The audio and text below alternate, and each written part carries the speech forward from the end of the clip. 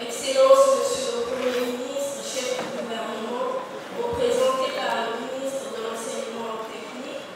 Monsieur et Madame les membres du gouvernement, Excellences, Madame, Monsieur, les ambassadeurs et représentants du corps diplomatique, Mesdames et Messieurs les représentants des agences du système des Nations Unies, Mesdames et Messieurs les conseillers spéciaux de la République du Congo, Mesdames et Messieurs les directeurs de cabinet ministériel, les directeurs généraux, centraux, départementaux et chefs de service,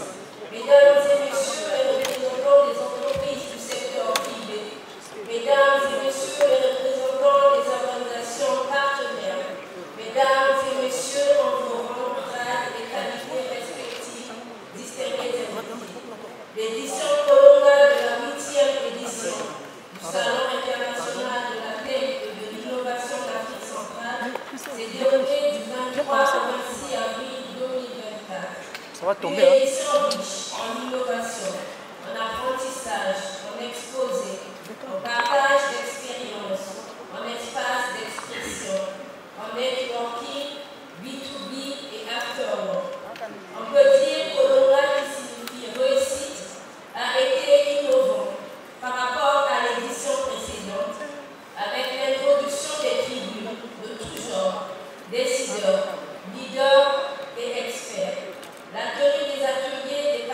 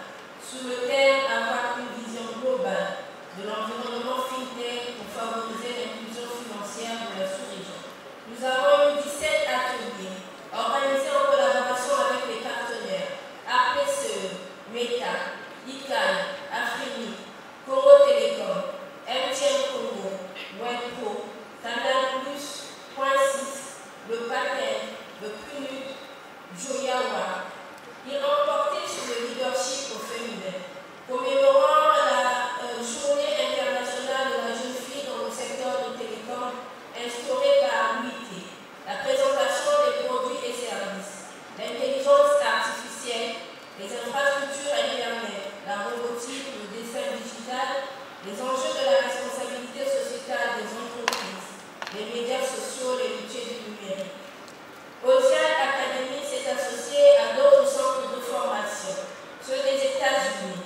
du Cameroun et de la Côte d'Ivoire, pour organiser les formations de l'édition Colonga. 8 formations ont été organisées portant sur le codage, le développement des sites web, la cybersécurité, la gestion de projets d'analyse des données, le protocole IPv6.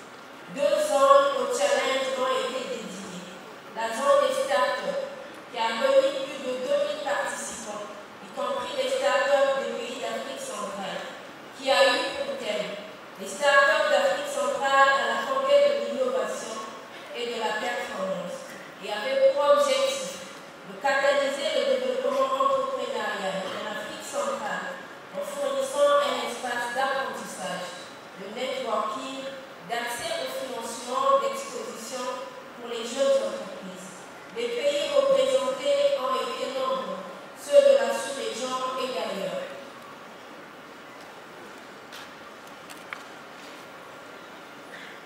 Ont participé à ces activités de la 8e édition du Salon international de la tech et de l'innovation les membres du gouvernement du Congo, les ambassadeurs et chefs de mission diplomatique, les ministres étrangers et leurs représentants ainsi que les experts. Les représentants de plusieurs pays venus d'Afrique et d'ailleurs ont pris part à cette édition, ainsi que ceux des institutions internationales comme la Banque centrale, Programme des Nations Unies pour le développement, l'Organisme international de gestion de nom de domaine de l'Internet et l'ICANN, l'Union internationale de télécommunications, UIT,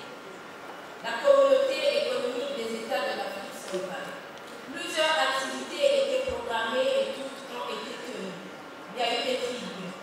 qui ont été des différents formats, des prises de parole, choisies par les organisateurs pour susciter des échanges constructifs entre experts, leaders, décideurs présents au salon. Elles ont été animées par des personnalités de renommée, représentant les grandes structures pour les consommateurs du numérique. Il y a eu au total